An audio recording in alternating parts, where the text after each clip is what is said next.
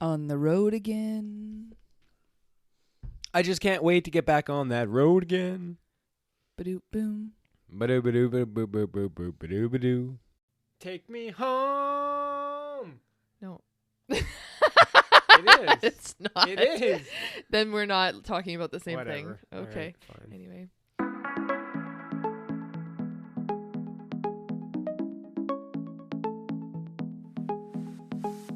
How do some couples continuously elevate their passion? Is there truly only one perfect person for us? Or maybe what we practice and how we think will ultimately nurture or destroy a relationship? Crank up the volume while we dive into the depths of love, passion, and sex to uncover simple concepts that will both surprise you and transform your life forever. Welcome to Intimacy Exposed.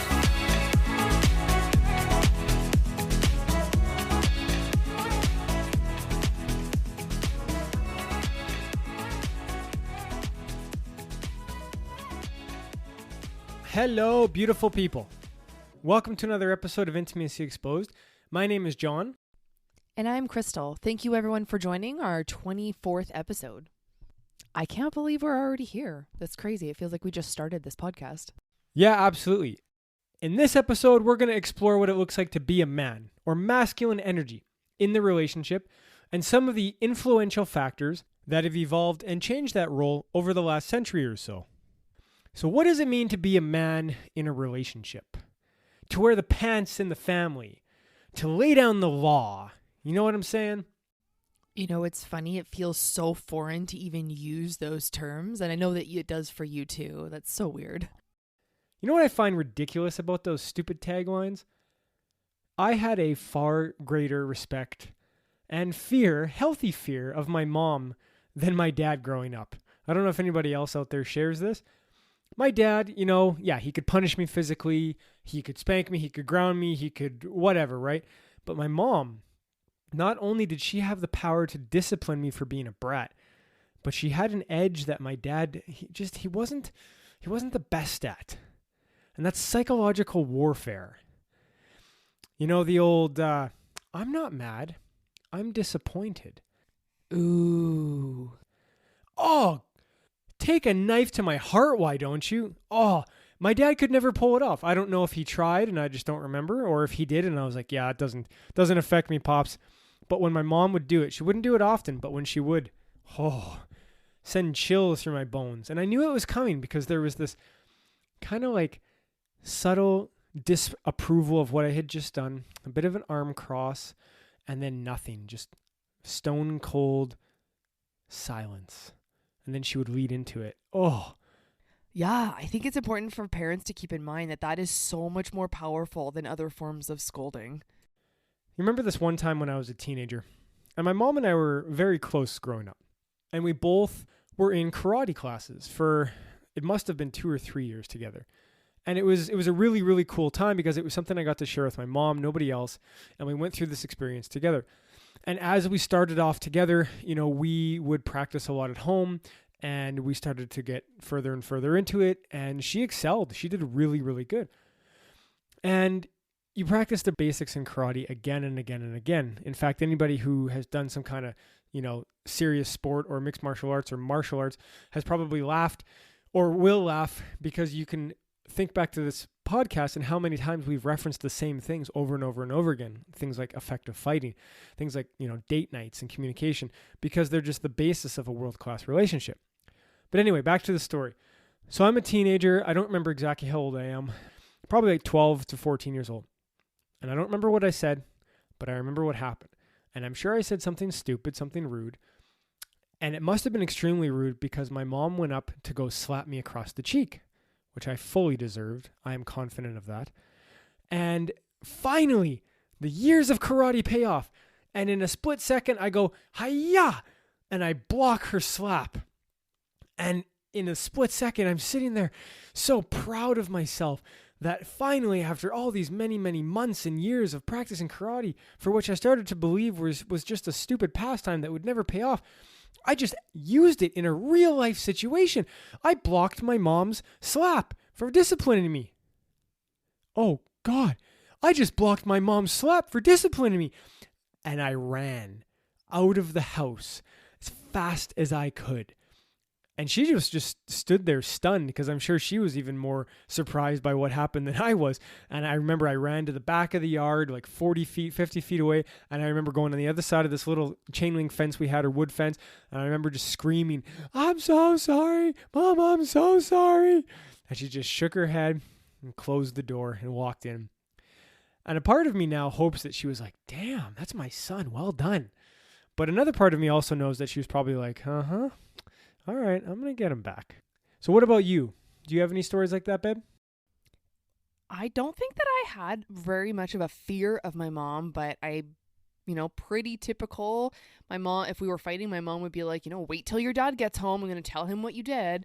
And one thing I remember is my little sister running out of my room after she, was touching something in my room, and I was kind of chasing her out, ran out of my room, closed the door behind her, full well knowing that my doorknob was broken, and inside my room, my doorknob would just keep turning. So I basically she locked me in my room, and it was a Saturday. And Mom and Dad were gone the whole day. And so I basically had to sit in my room until Dad came home, and then rescued me, putting a ladder up to my window in my room, and I had to climb down, and then Katie got in trouble. And, I definitely just remember having that fear of my dad, because the spanking in our house was more of a psychological punishment than anything. He would have us hold the wooden spoon at the end of his bed while he spread out all of his bills on the bed and started filing away all of his bills. And we had to wait till he was done everything. And most of the time we had cried ourselves almost asleep at the end of the bed, or so my middle child syndrome has probably taken over my memory. But I just remember that being almost worse, that psychological punishment, than that physical, like a spanking. Yeah, that one I've heard quite often, Now, before we answer what it means to be a man in a relationship, let's take a bit of a stroll down memory lane to see where we've come as a society, a culture, and from a man's perspective, to help shed a little light on maybe why certain men do what they do, or why there's a certain, cultural undertone, a buildup of why things have happened. The 20th century was an unbelievable time of prosperity, of economic growth, of struggle, of fear, of turmoil, hatred, and hope, all mixed into one. You had multiple world wars, the Great Depression, civil rights movements, Black Monday. No, that's not a Christmas sale at your favorite retailer. That was a very unfortunate Monday when the stock markets crashed in the 80s. We also put a man on the moon, and the advent of the internet. Are you kidding me? That is an unbelievable time to be alive. I can't think of another century in history when so many unbelievable leaps occurred in such a short period of time. Yes, actually I can. It's right now, the 21st century, that is. And many people are squandering it or not taking advantage of the full opportunities that are in front of them. We're on an exponential curve. And that exponential curve right now in human history is the greatest time to be alive. It is mind-boggling to know that some of the greatest opportunities and potential hardships we're ever going to face as individual countries, as a society, and as a planet are coming up very soon. And the reason I'm telling you this is because I believe we need to continue to enlighten ourselves and create an openness to welcome change and individualistic differences. Championing women into leadership roles is one that I think is so absolutely critical and crucial. I mean, in politics, corporate world, and we need to accelerate this process, but it's not enough by itself. If we as men don't round out our own skill sets by better embracing the wisdom, grace, and strength of the feminine, then there'll be a much longer battle ahead between the sexes than is necessary. It's one thing to stand on the sidelines while a solution is being presented and just, go along with it but not really support it. It's another thing when you fully accept it, you embrace it, and you stand behind that and you encourage it. You foster that growth, knowing that it's the better outcome. It's the better solution to encourage it to continue forward. That's where we need to get to. I'm not saying we need to take away our masculine tendencies. I'm not saying we need to be less of men, but we need to round out our skill set because we've been misled to believe that the way we've been doing things is the best way to do them. And it's just not even true. Take, for example, the tide that's changing in the corporate world. Now, the latest stats aren't showing any groundbreaking shifts just yet, but I'm confident more and more women will be put into and will accelerate into leadership roles. It's not there yet. Whether you like it or not, for the time being, men still dominate the political and corporate worlds. It doesn't have to be like that going forward, but let's understand where we're at now so we can understand where we want to get to. The reason this is important to understand is because when a lot of policy is made, it's made through the lens of a man. Doesn't mean they're ill-intentioned. It doesn't mean they're bad, but they're looking at it from their perspective. And we're never going to be able to see and feel exactly what it's like to be a woman. But through dialogue, through communication, through growth, through enlightenment, we can really start to see when other tools can be put into place and the value of those other tools. Well put, Mr. John. I don't think I could have said that better myself. But if I had to add to that, it's so interesting when you have, say, a powerful couple who both add so much to your lifestyle, your, ideas, your dreams, your goals. We all notice when polar opposite energies get together, they create this fantastic life. You see it from different perspectives, like John was saying, through different lenses.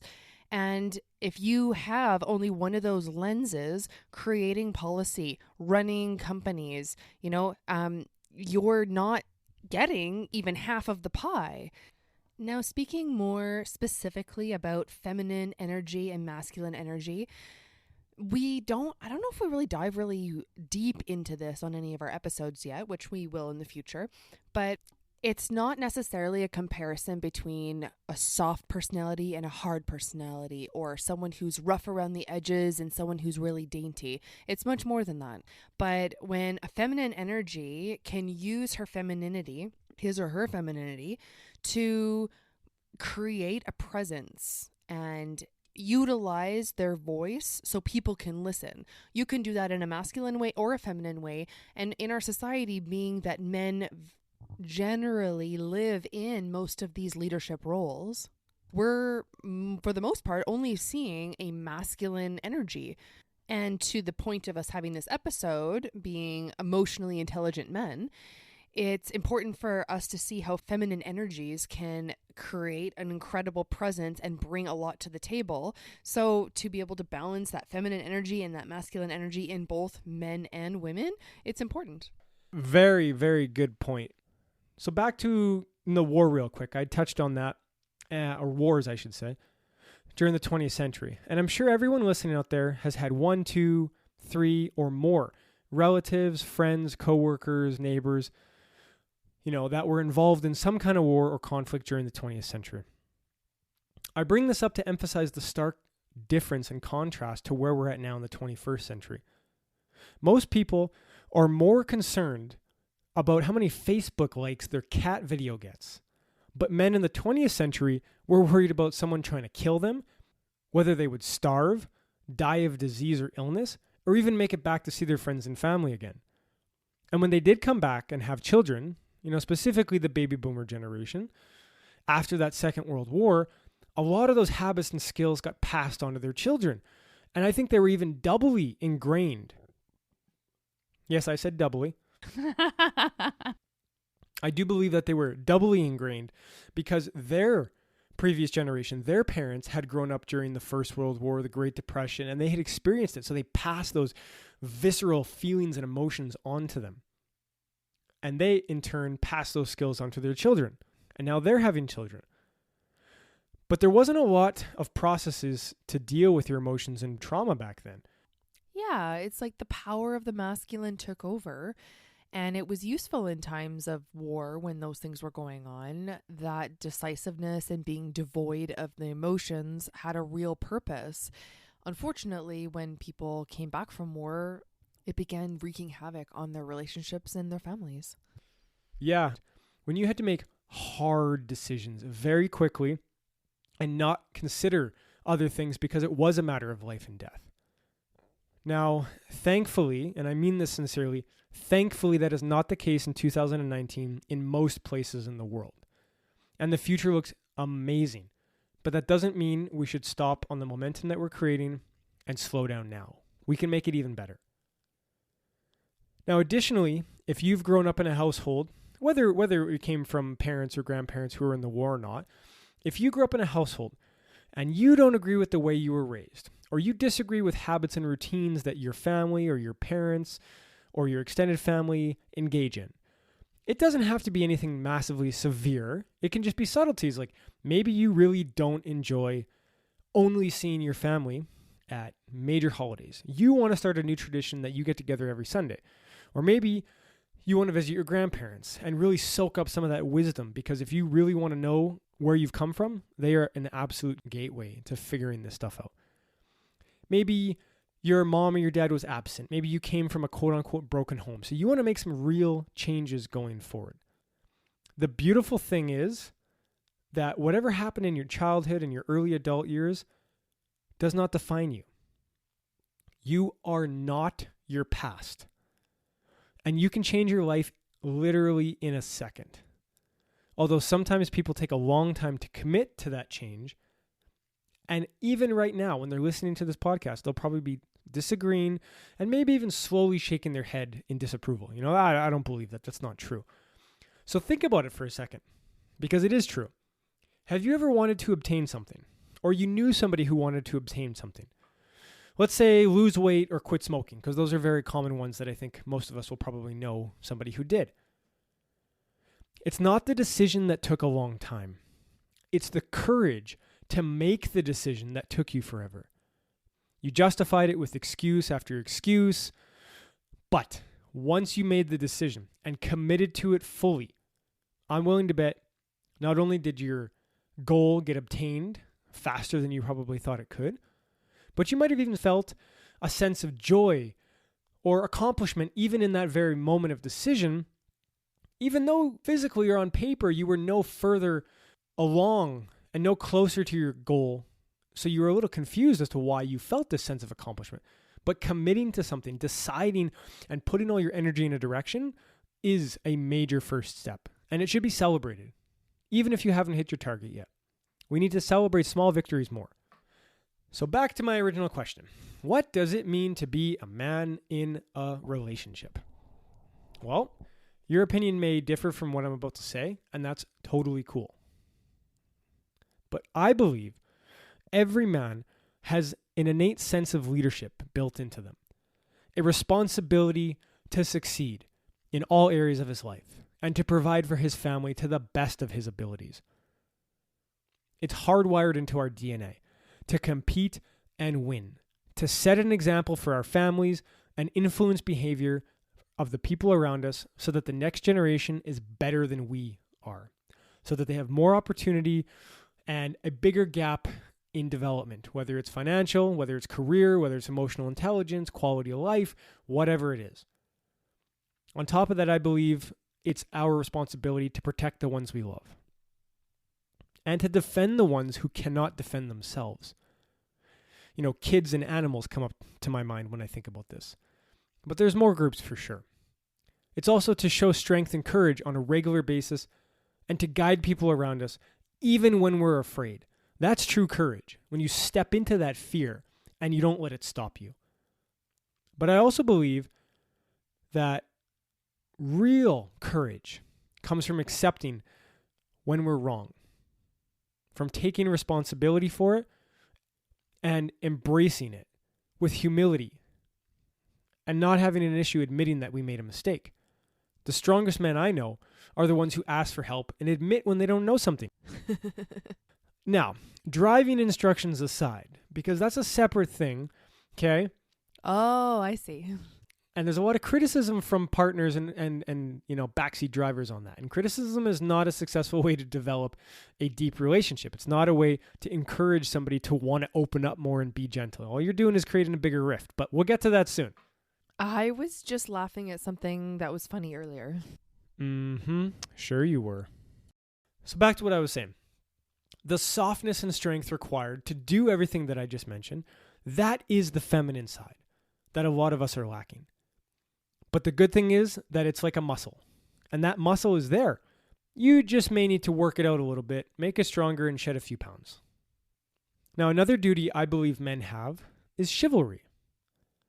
This is not just a fancy sounding word from the 1500s. It's a mindset that I want us to all adopt and kick back into the mainstream immediately. Chivalry is not dead. Chivalry is forgotten about. But like your muscle, you can train it and you can make it stronger and stronger and stronger. And chivalry to me encapsulates all the wonderful niceties that partners should do for one another, especially men, but not just men. Treat your partner like the queen she is. Show her that she's the most important person to you in the world. It's one thing to say it over a text. It's one thing to send her an email or an emoji or a meme.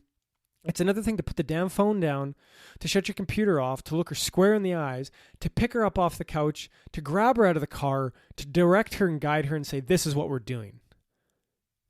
Prove to her that you are worthy of her.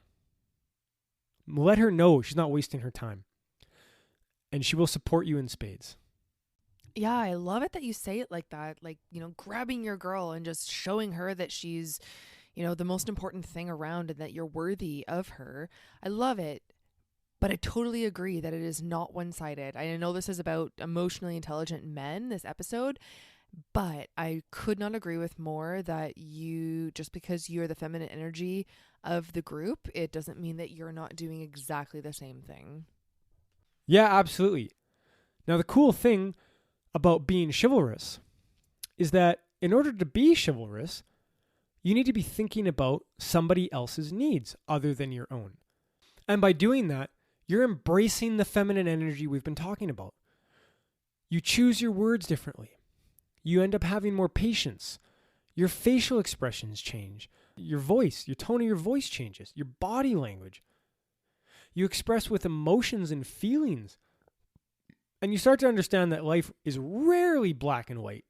It's more like 1,000,000 shades of gray, with specifically 50 of those shades belonging in the bedroom, by the way. I totally knew you were going to go there. Now, as men and masculines, we want to shrink things down. We want to take something big and we want to make it small in order to process it and work through quickly. We want to kill the tiger. And that's a fantastic way to deal with things in certain situations. But diminishing your partner's feelings or diminishing a situation that they're struggling with is not helpful. Listen to your partner. Lean in. Engage. Practice not talking or interrupting. Just nod your head because you're actually engaged and you're listening. Fight the voice inside your head that says, the solution is so obvious. If you just did this and this and this, everything would be better. Who cares about Susie? She's a backstabbing liar. Why do you even talk to her? I love your rants.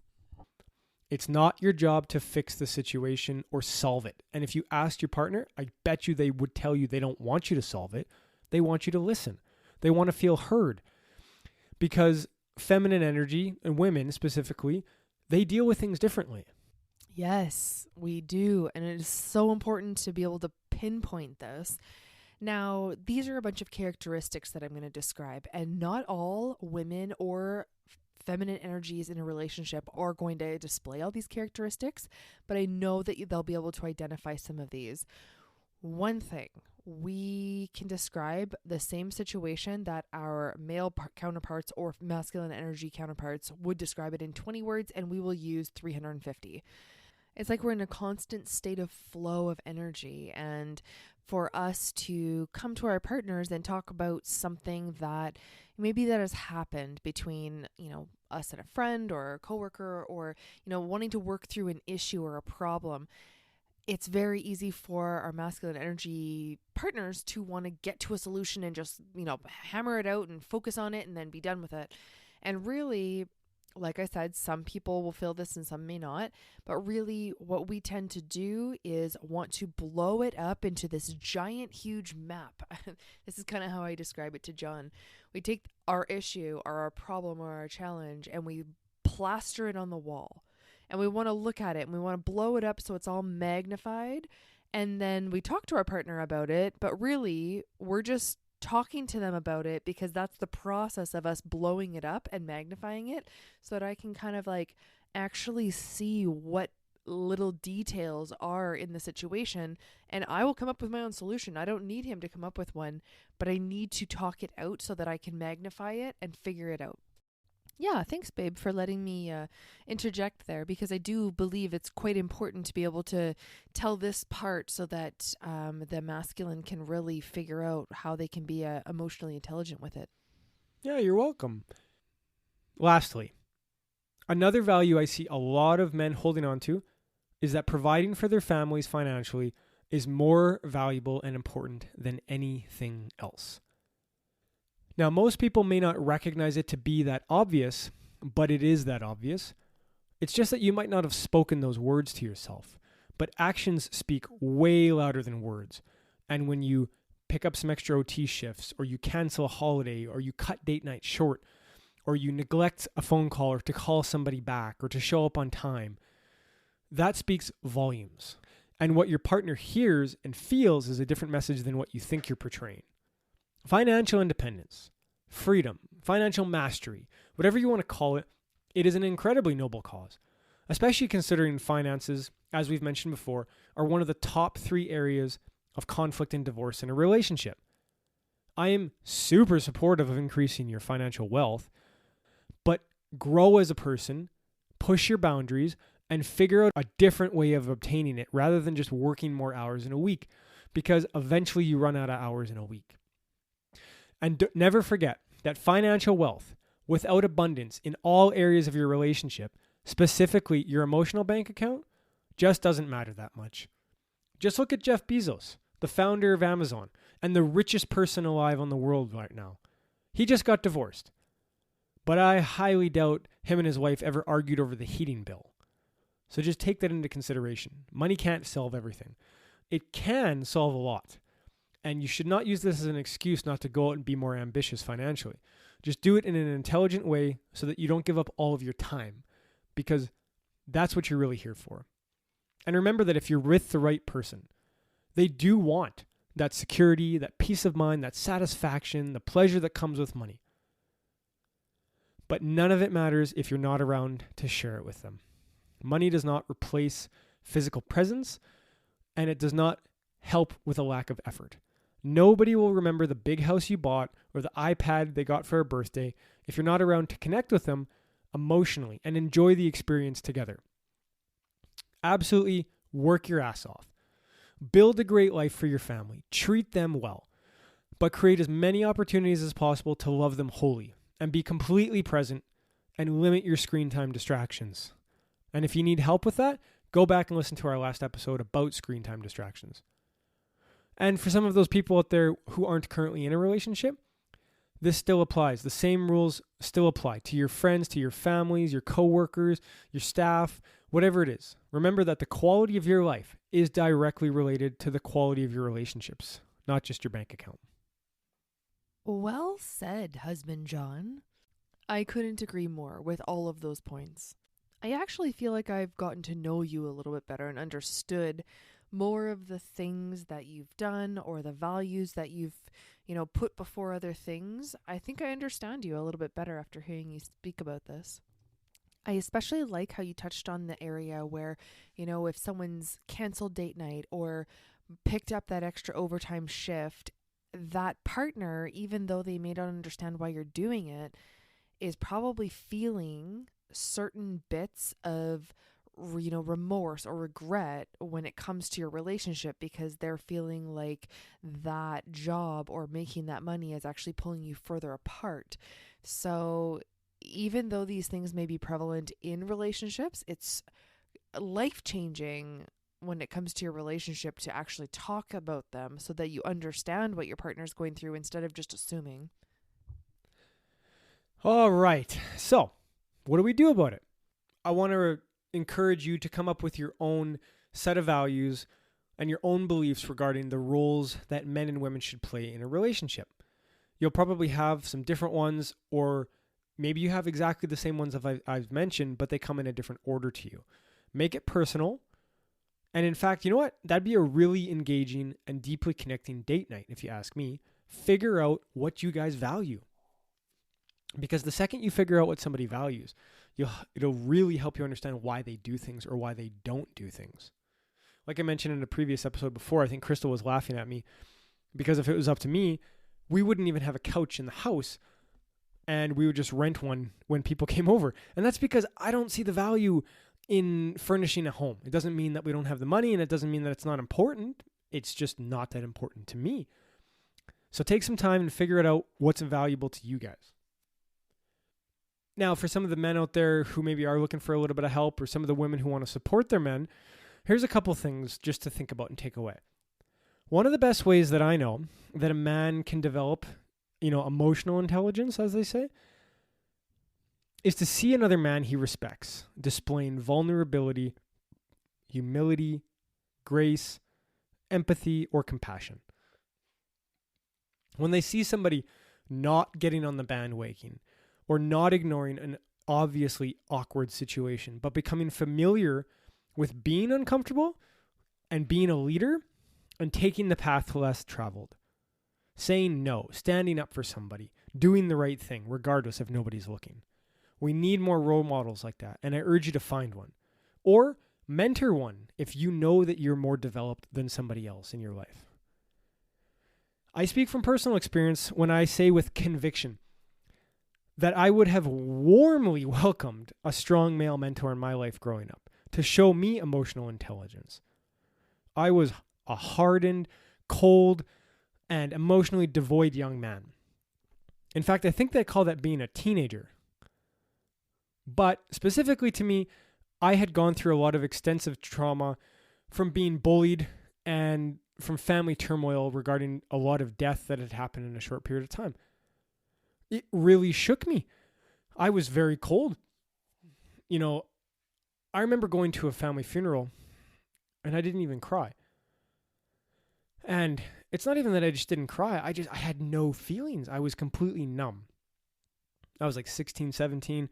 And it really struck me because it had started to become normal at that point. And even when I was 16 or 17, I asked myself in my head, I'm like, this doesn't feel right. I mean, this is like a societal norm that you should cry or be emotional at a funeral, especially with somebody that you knew deeply. I'm like, I feel like something's not right.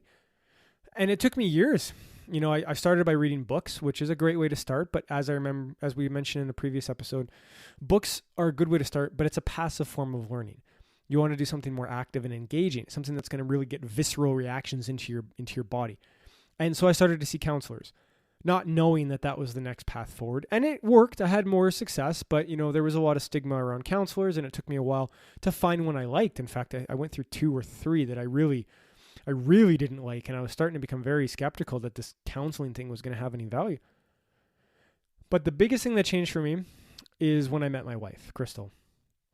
It really, really did. I made the decision right then and there that there was a bigger reason than myself. There was something pulling me, and it wasn't just my own desire. And I wanted to take it to another level because now I had the accountability of being a better person for somebody else. And, specifically, I remember exactly when this happened. In fact, it was the second day that we met. And she was over at my house, and I was way head over heels. Even though I've only met her twice, I knew that I wanted to date her. I knew I wanted to be with her. I tried to kiss her on this event again, and she said, no, absolutely not, which I was like, okay, fine. And she stayed over till I think like 4 or 5 in the morning talking. And legitimately, we sat there engaged in deep conversation from probably like 7 p.m. till 4 or 5 a.m. And finally, it was like, this is crazy. You got to go home. Like, it's so late. I actually needed to go to work in like half an hour. And it was that night that I made the decision to be a better man, because she told me flat out, not as a threat, not as like an intimidation, just as a matter of fact, I will never be with you for 1 second longer than I want to. And I had never had anybody in my life put a boundary down like that, a clear, defined, definitive boundary. And I felt this sense of like, holy crap, man, you're not playing in the little leagues anymore. You better get your shit together and you better start growing. And I'm so grateful for it. I really, really am so grateful. I mean, what I'm not necessarily so grateful for is her memory, because she thinks that the situation happened differently at a different time. But I'll let her talk about that. Whatever. Your memory sucks way worse than mine. I love you. But it was the second day, not the third week. Whatever. I'm the one who said something that totally changed the rest of the course of your life, so back on track. All right. Another great way to support the man in the relationship or the masculine energy is to do just that, to support them when they struggle, to encourage them, to not give up on them, to not be pessimistic and negative, but to be optimistic. Even if it's just a small victory, even if the result didn't work out the way you wanted, but you saw a definitive change, you saw an effort, you saw a noticeable difference in the actions that they did or the thoughts or the words that they used, celebrate it. Celebrate the crap out of it. Far too often we end up criticizing it. Well, you should have done better. You should have known more. You should have done this. You should have anticipated. Yeah, hindsight is 20/20. It's great that going forward we'd love to be able to do that. But if you keep criticizing somebody, they're going to be less and less likely to want to put themselves out there, to want to be vulnerable, because they don't want to get slapped. They get slapped every time they do, and eventually they don't want to do it anymore because it hurts. Nobody wants to hear it. And it especially hurts the most coming from the people that they love. So go back if you need to, review our effective fighting strategies, communicate your feelings, but do it in a respectful way. Your man will absolutely love you for it and will be drawn even closer to you, which has a positive feedback loop, and it only encourages them to continue to do it more and more again, because just like a dog, they got a treat and then they got a rub and they got patted on the head and they were like, this is awesome, I'm going to keep doing this. I love that you just attributed your good behavior to the same as when a dog gets a treat. I'm not even going to go further on that. So, yeah, no, I agree. Offering support for your masculine partner, it seems so straightforward and so easy and so obvious, but really this simple concept gets so forgotten about. And I've noticed in certain moments in our relationship, and I've been thankful that John has actually brought it to my attention, because we all receive praise in different ways and we get gratitude out of certain things. And, we're not the same people. That's why there's different love languages. So it is important to be able to point out to your partner, I'm lacking this a little bit, or, and there's definitely the proper way to say that, and with the most respect and the proper time, all of that. But that's a different episode. But something really interesting about what you were getting at is, if you're not consistently celebrating your relationship, celebrating your partner, looking out for what your partner's needs are, you can get into this kind of destructive habit of picking at each other, which tends to then end in nothing ever being good enough. And it just starts spiraling and spiraling down this rabbit hole where not only do other couples and friends maybe don't want to hang out with you anymore, but you start to not want to hang out with each other. And it's these two paths that you're on that start to separate and get wider and wider and wider. And so it's something to, it can get away from you, and all of a sudden 10, 15, 20 years can go by and you don't even know who each other are. So I could not speak more strongly about how important it is to celebrate your relationship, support one another, and lift each other up on a regular basis instead of just finding the faults in each other's actions. Thank you so much for listening to us, guys. I really appreciate it. We've been having a blast doing this podcast, and I hope you're getting true value from it. Yeah, absolutely. Please share this podcast with someone that you know is passionate about their relationship, looking for a relationship, or maybe is on the rocks and maybe not feeling so positive about the direction that they're headed. We aim to be the #1 relationship podcast for no other reason than to help people get reconnected with one another. So spread the word so that you can help your friends, your family, coworkers, and others to have a world-class life as well. Now go out there and have a world-class day. And stay connected, everyone. We started this podcast because we are both extremely passionate about personal growth and development. Without fully understanding the benefits at the time, we actually began seeing a counselor at the beginning of our relationship to gain tools and learn more about ourselves.